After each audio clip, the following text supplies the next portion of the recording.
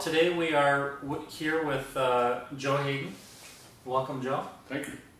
And we're going to learn about Joe and his history with playing trumpet, and of course his history with Harrelson Trumpets, because we met. I don't remember what year it was, but I guess we can start with that. Yeah. How did we meet?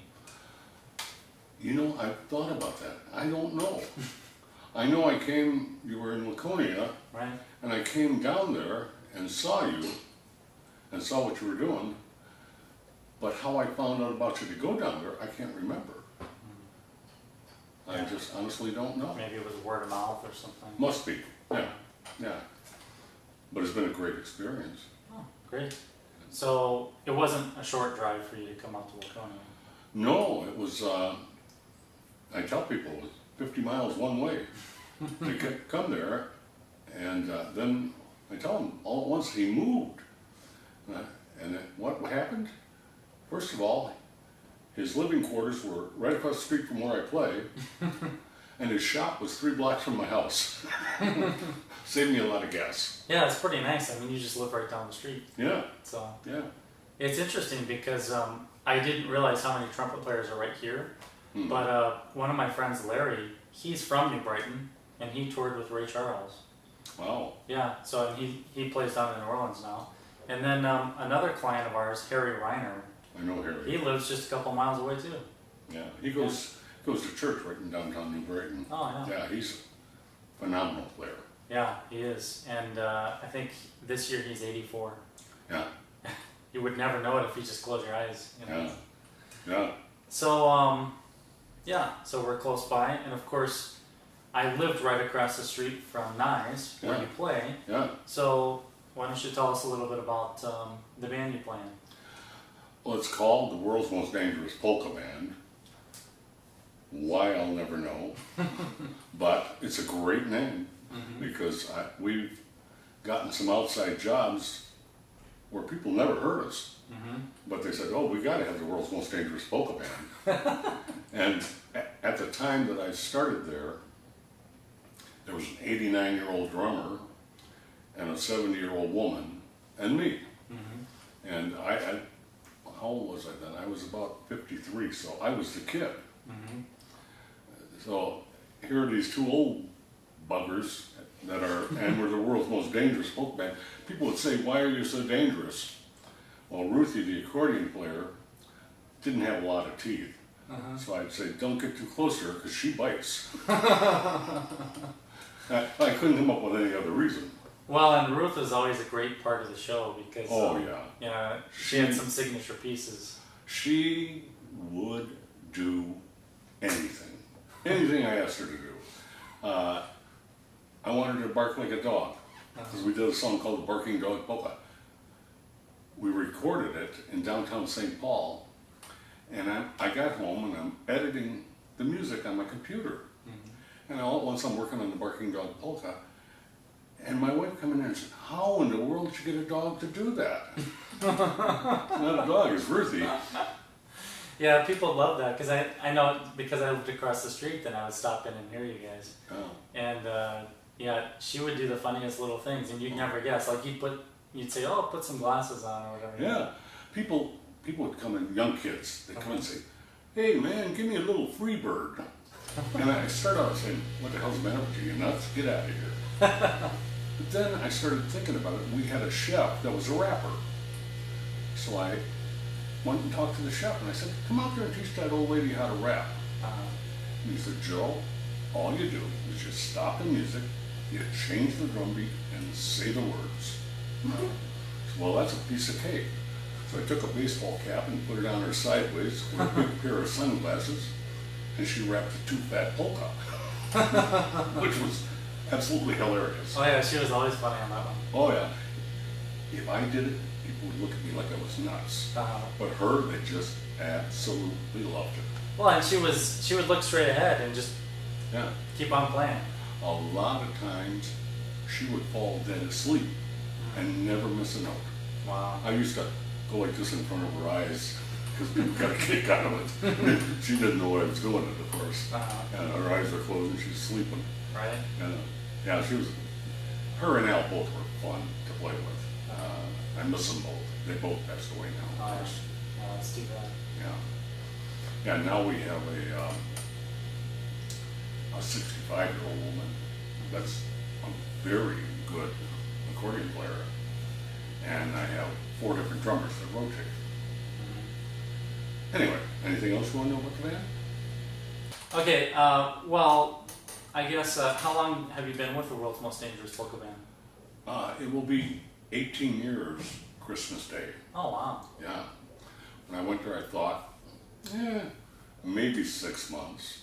You know, those kind of jobs, the day you start, you're wondering what day you're going to get fired. Right. Because that's just the way those jobs are. But not so at Nice. Al left first by dying. Then Ruth left by dying. And I'm assuming, I hope I'm there a lot yet, because I'm assuming that's how I'll leave too. Sure. Yeah. Well, you're pretty healthy. I'm sure you'll be there a long time. Yeah, I hope so. Yeah, it's a great venue. My first night, I climbed up on the stage, and as you know, the place is full of young kids. I mean, average age 28. I got up on the stage, and I saw all these young kids, and I thought, excuse my language, what the hell am I doing here? But the kids are wonderful. Yeah, well, they love it. I mean, Yeah. They eat it up. Yeah, they do. If you're watching this and you're not familiar with the world's most dangerous polka band, Friday and Saturday nights at Nice, Right. they play, what are your hours? 9 to 8:30 to 1:30. 8:30 to 1:30, and it's a unique experience because they're great entertainers, and everybody loves them. I mean, there are people dancing in that little area about less than the size of this room, Yeah. stepping on each other, and then the bar is just a long corridor. You can barely squeeze through there because there's so many people, Yeah. almost the whole night. Yeah. And it's that way every Friday and Saturday. It really is. Yeah. Yeah. Yeah. It's a Even blessing. even in January, Yeah. it's pretty crazy. It makes the job fun. When people don't get involved, it can be boring. But at Right. Nice, they always get involved. Well, I always considered that your gig that you have at Nice to be one of the best trumpet gigs in the whole Twin Cities. And I talk to a lot of players around the cities, and they say, "Wow, I never thought about that." But I mean, you've got every Friday and Saturday night. The place is packed. They love you. I mean, would you have any advice for trumpet players that are looking to play professionally and find a gig that's something similar to yours? Like, what's the secret ingredient to getting the perfect gig like that? I mean, obviously it's not perfect. Yeah. It's always work. First and foremost, you gotta get out there and beat the brush and talk to people. Many musicians sit at home and wait for the phone to ring, Right. and it doesn't happen. You gotta go out there and go to a bar. I'll give you a classic. One time I walked into this, I think it was a VFW, and I said to the guy, "I'd like to come in here and play some music." And he said, "Well, I don't know if they're gonna like you." I said, "Well, you'll never know if you don't have us try." I said, "It's that simple. Give us one night. If they don't like us, then we won't be back, and I won't bother you anymore." Right. And that was after multiple trips to see this guy. Finally, he gave us a night, and we were there until I went to Nice. We were there once a month. You have to get out and sell yourself. You can't just. People think I'm an artist. When you think you're an artist is when you're getting in trouble, Right. because this is a business. It's a fun business. You have a good time playing, but you got to get out there and look for the work. Right. And most times, a job like Nice, you almost stumble into.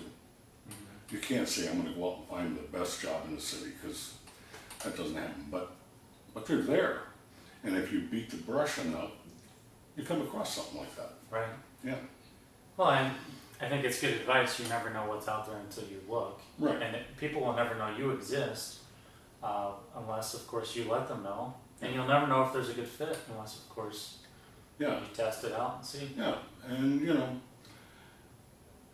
I think part of the reason we do so well at NICE, none of us are outstanding musicians by any means, but we consider the most important thing is playing what they want to hear, not what we want to hear. Right. And a lot of musicians forget that too. Well, I was just going to ask you that question. How much of it is entertaining and giving the venue and the people what they want, and how much of it is it getting what you want? By giving them what they want, I get what I want. Right. I mean, I get to play music that I love 2 nights a week and get paid for it, and they pay us well. What more could I ask for? I mean, it's a wonderful thing. It sounds similar to building trumpets, because I could sit here and design trumpets and build them for people and say, here, you need to play what I think you need to play, because that would make me feel good. That's not what I do at all. I build exactly what the customer wants, and then in turn, that turns into a happy customer who tells more people. And There's an old saying: you give a customer what he needs, and you'll make a sale. You give him what he wants, and you'll make bunches of sales. yeah. And it's the same thing at Knives.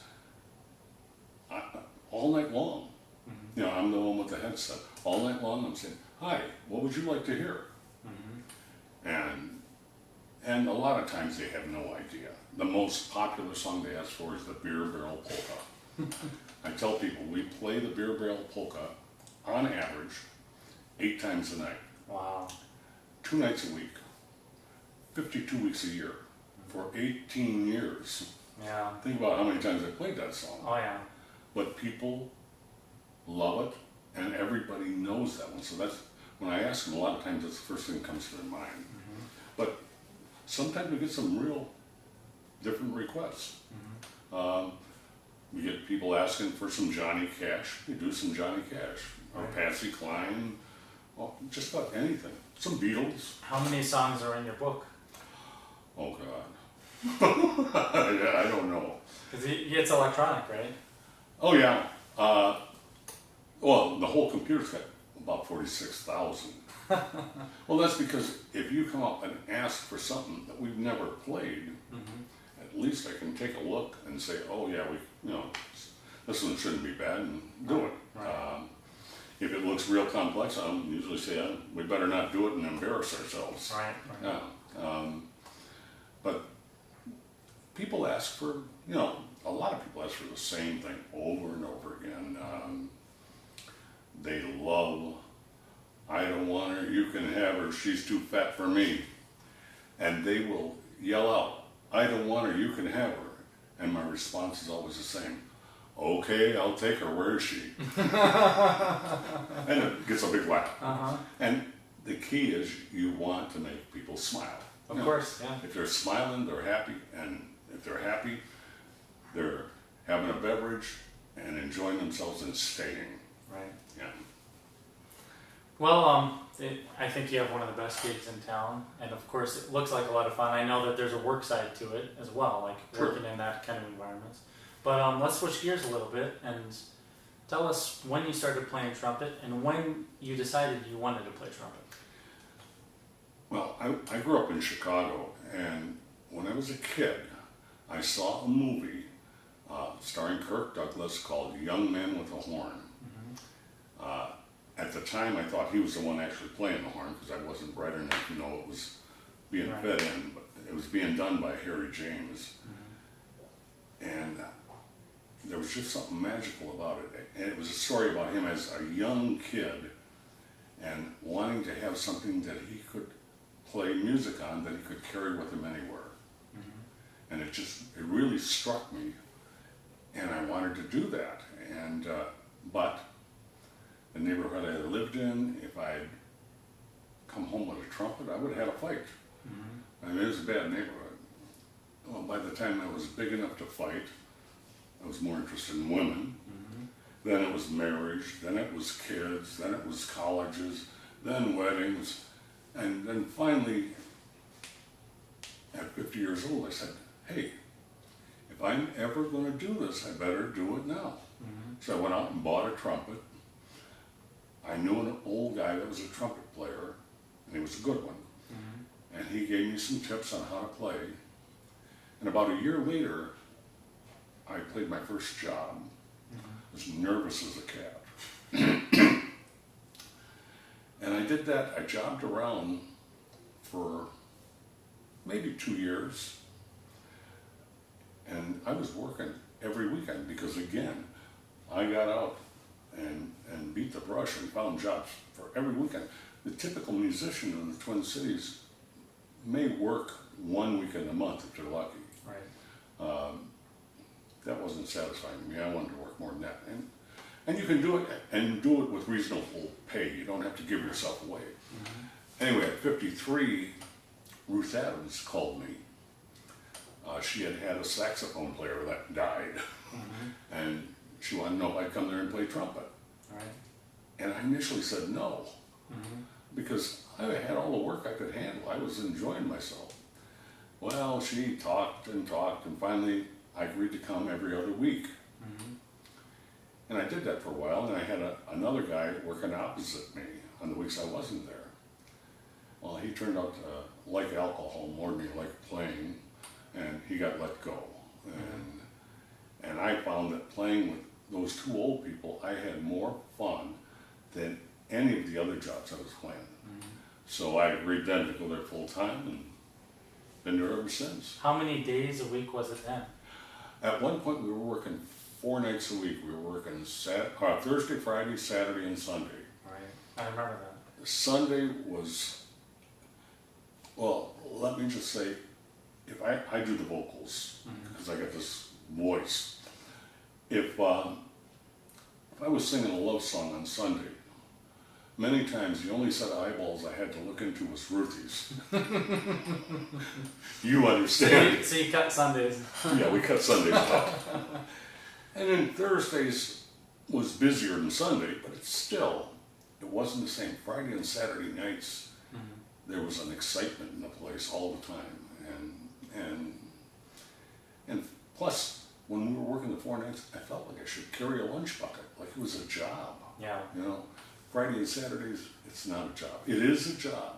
It's always a job, and you got to keep that perspective. But it wasn't like working in a shipyard or something. Right. You know, it was a fun job. You wanted to go to work. Yeah. Yeah, that's pretty cool. So you could be a great inspiration for comeback players and for people who start later in life, because you say you started at 50. Yeah. And I mean, that's pretty impressive. Well, it's really not.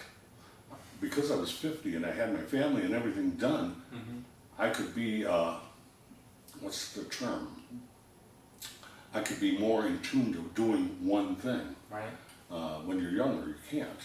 Like, I get a lot of people that come up and say, they want to know about my playing, and I tell them, and they say, boy, I've always wanted to play the flute, as an example.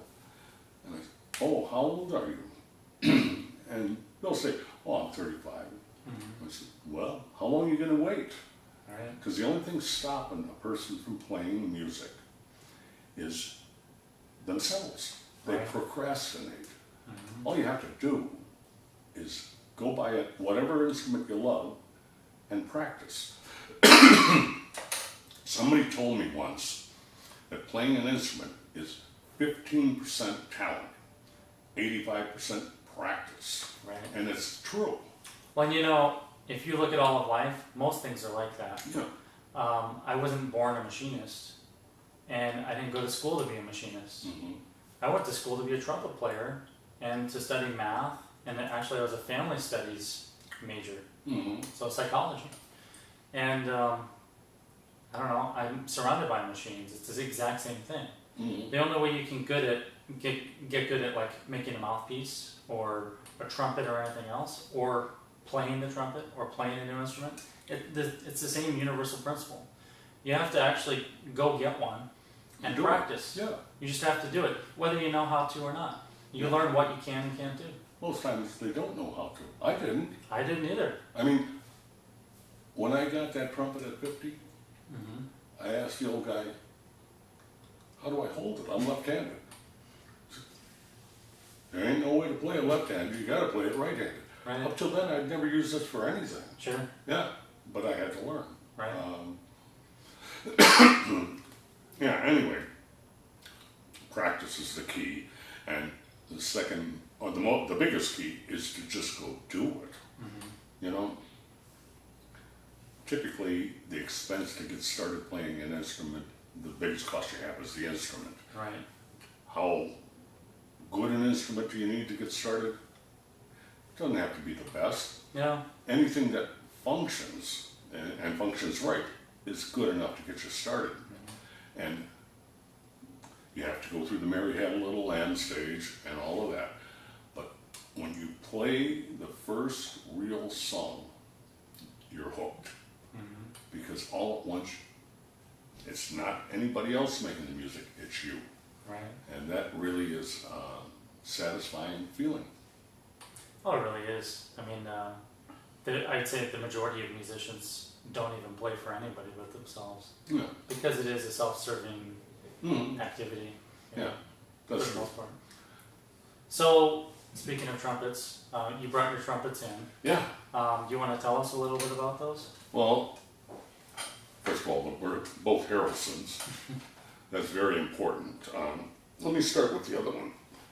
This one was the first one.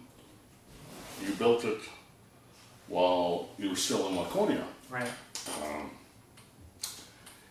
It's very unique in that one of the things, I was at your shop, and you had, what was it, that big brute over there. I had I think it was the mass trumpet. The one that had the spokes on the bell. Oh, yeah. Yeah. Oh, yeah. Yeah. And it had a lead pipe that looks like this. Now, the normal lead pipe comes out like this and bends back around, and trumpet players want that real round, and the term is free blowing. Well, in my mind, free blowing just means it takes more air. Right. I'm old and I smoked for 48 years. I don't want to think about burning more air. So when I saw what you had, I said, do that to my horn. And this horn was a converted horn. It wasn't totally built by you. Right. Yeah, that was your Bach. Yeah, that was a Bach. Well, you did this, and you add some bracing here and there. It doesn't look like a Bach anymore. No, it doesn't look like a Bach anymore, and it doesn't play like a Bach anymore. It plays infinitely better. And this really did work. So you like the small tuning slide. Oh yeah, it does take. When people see that horn, I'm sure they don't know that's the tuning slide. I know.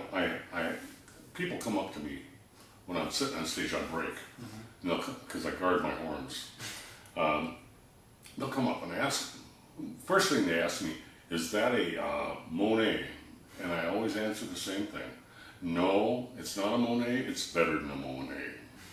It's a Harrelson. And they say, who's Harrelson? I said, that's the fellow that built this horn. He's a trumpet builder, and he builds, in my mind, the best horns in the world. Anyway. Thanks a lot. Oh, well, it's the truth. And then they ask about this, and I tell them, this is a very unique design.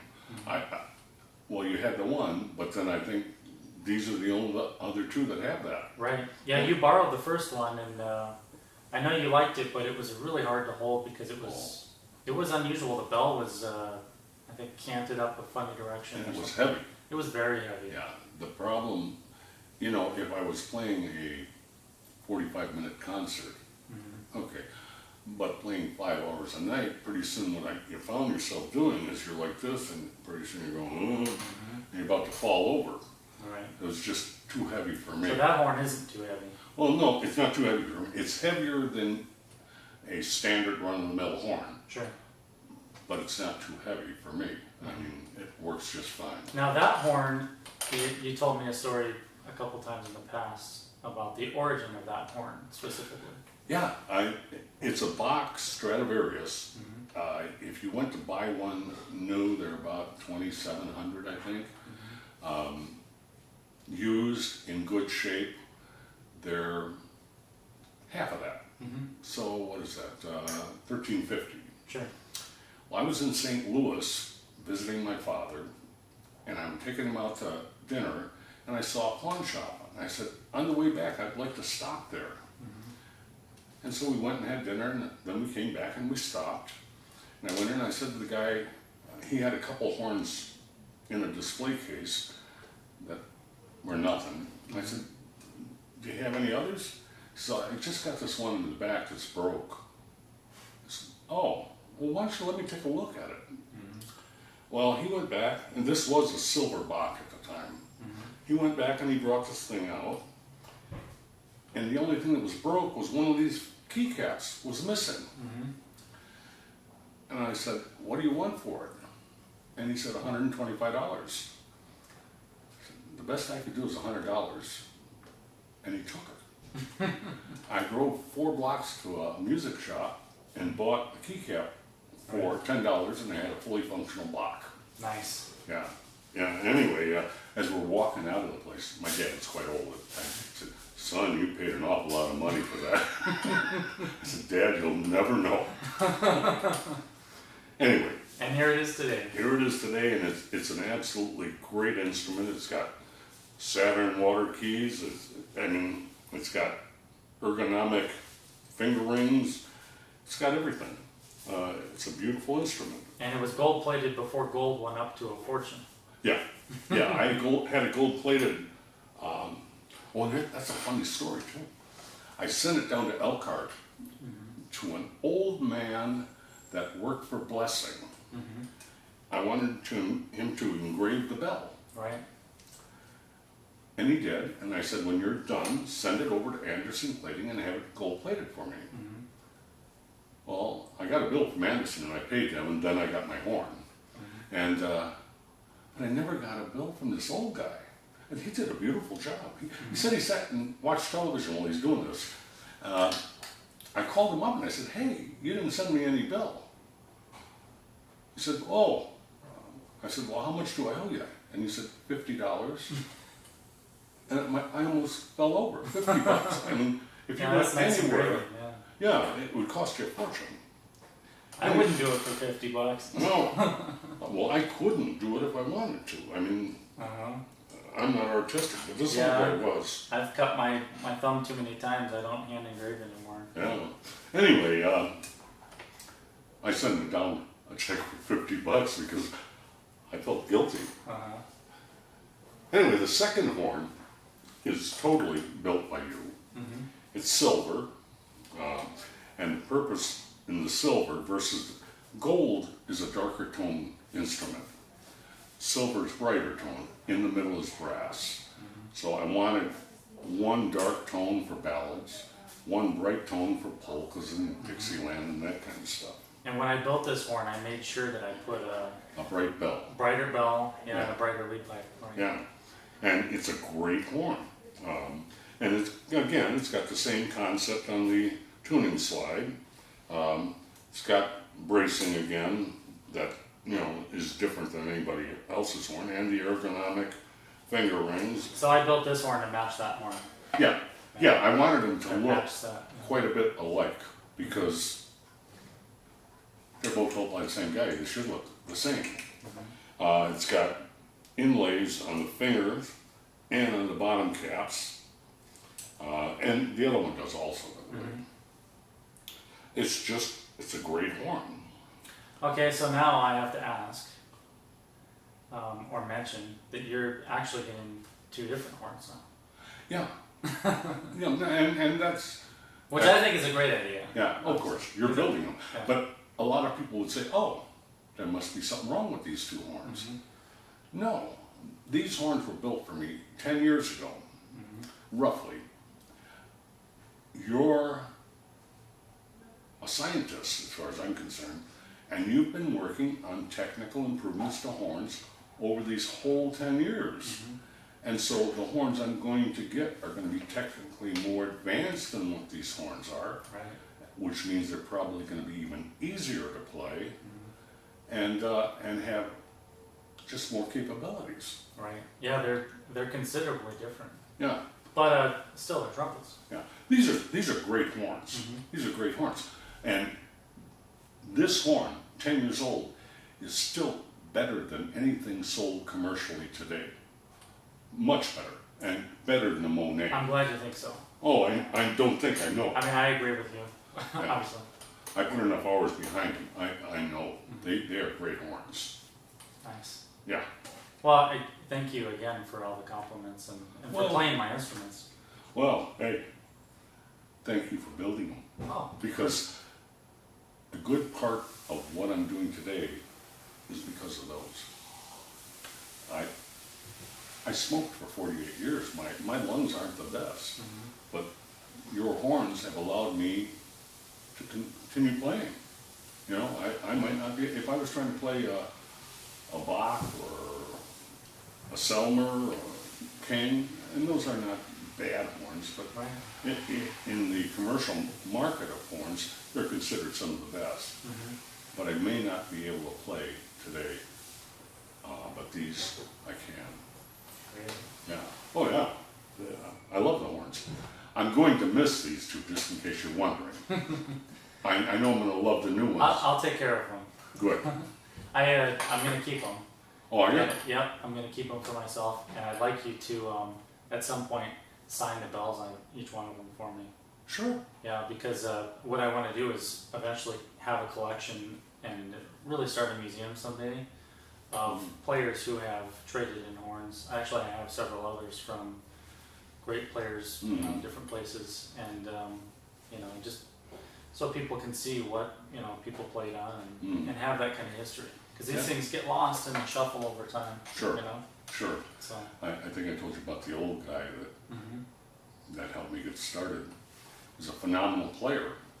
Unbelievable. He could do anything. And today, nobody even knows he existed. yeah, Because that's one of the big mistakes that many musicians make.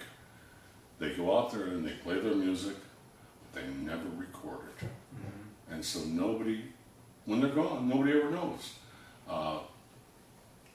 Most nights, I record all 5 hours of what we play. wow. Some of it's, some of it's scrap. Some of it, a lot of it's repeat, obviously, after 18 years. But what we play is well documented. I think that's important. When you have a whole set of CDs. Huh? You have a whole set of CDs. Oh yeah.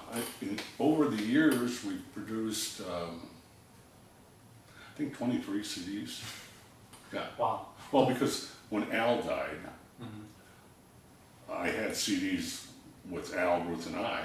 But once he died, I didn't want to sell CDs with him on it. That's not right. So we made new CDs with Ruth and I and the drummer of that era. Right. And then when Ruth died, I had to make new CDs again with the accordion player that I have now. Right. So,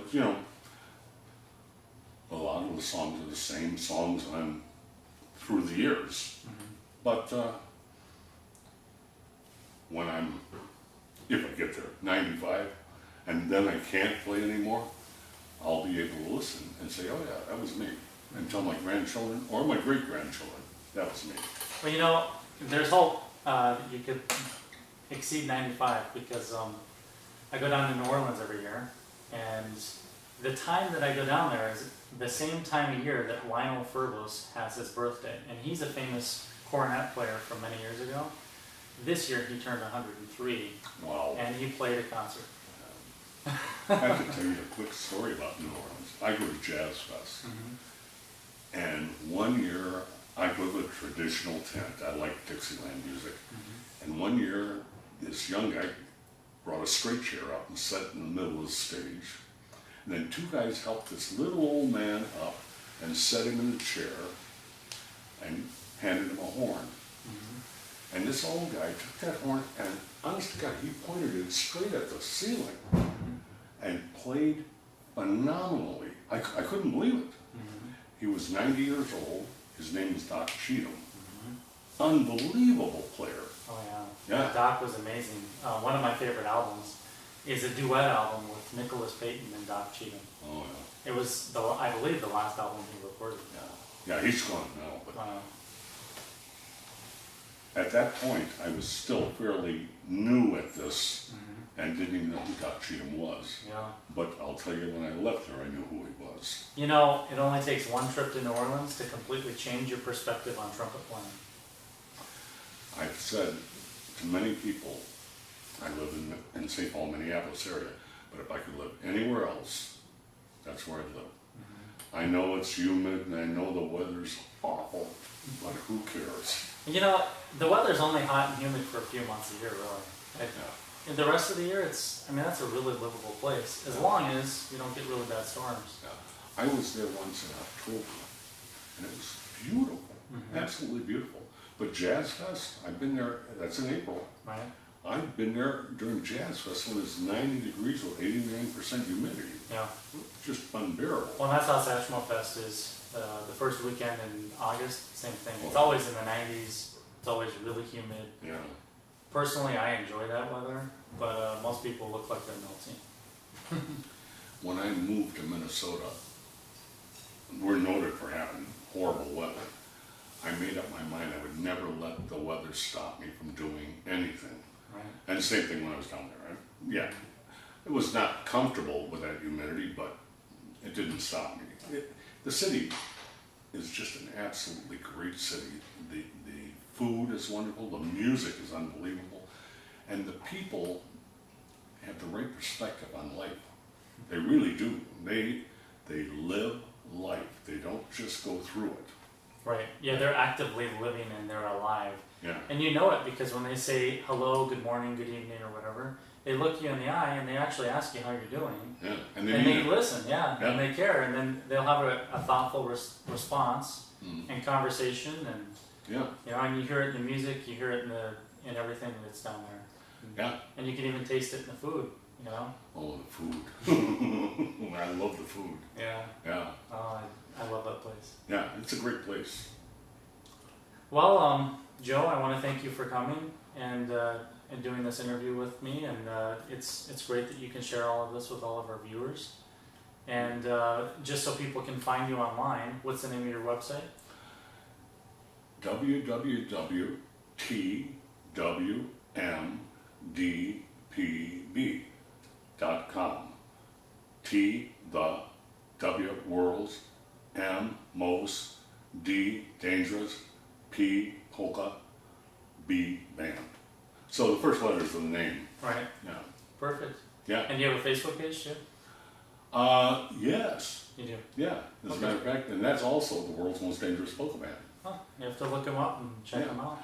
We haven't done much with the Facebook page, but we have one. Well, Facebook kind of takes care of itself sometimes because once people get on there and they share things, it kind of creates a life of its own. We've had some comments on it. Oh yeah. And I've put a few things on there. Last spring we were doing a show called Diners, Drive-Ins, and Dives Oh yeah.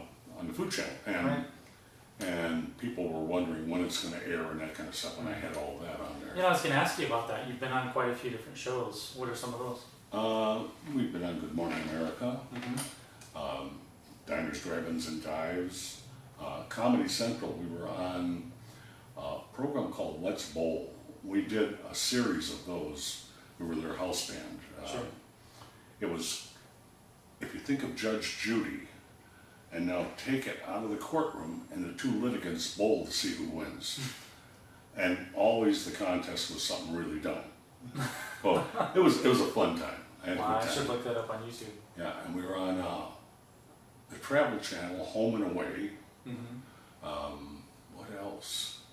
Well, they made a movie about the band. All right. Yeah, That's right. yeah. Again, called The World's Most Dangerous Polka Band. Right. We were doing this Let's Bowl, and a young lady, we were having lunch, and a young lady came up and sat down with us and said, "Can I talk to you?" And I said, "Sure, what do you need?" She said, "How'd you like to have a documentary made about you?" And I'm a skeptic, so I said, "What's it going to cost me?" And she said, "Nothing." I said, "Go ahead." And she did a great job. Yeah. Nice. It premiered up in Fargo, North Dakota at a film festival. It took first place. Wow. It came here, it went to the Bell Museum on University campus. And then it went down to San Diego to another film festival and took first place. And now I think it's been all over the world. That's pretty impressive. Well, I didn't do anything other than just play the music. You just show up and do your thing. Yeah, yeah. You know, I just thought of another story. Just a quick side note. Your first horn, the gold one there, when I first built that horn, I remember now the day I was finishing your horn. Because I think what was going to happen was I was going to drop it off at your house. It was the first time I was going to come up to the Shoreview area to see you. And I remember I had some setback where I couldn't finish something on it. So it was my birthday, and that's why I remember this. Oh, okay. So Jen and I both were in the shop brushing, and back then the shop was in Waconia. It was in my first Waconia shop, so it was a small garage. Mm-hmm. And because remember, I moved like a year later. So I just suddenly remember that because I looked at your horn. So we were both feverishly out there brushing it and finishing it on my birthday because we were coming to the cities because she was going to take me out for dinner. And we're going to drop the horn off at the same time. And we got it done like 15 minutes before we had to leave. Well, I'll tell you, from the day I got it, I loved it. Nice. Yeah, and both of them. They've been great horns. So I'm really glad to hear you're going to keep them.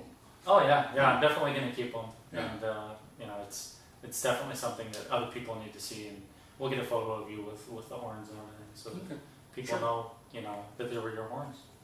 Yeah. Great. Well, thanks again, Joe. Mm-hmm. Thank you for having me. Oh, of course. Yeah. Jen, we're done.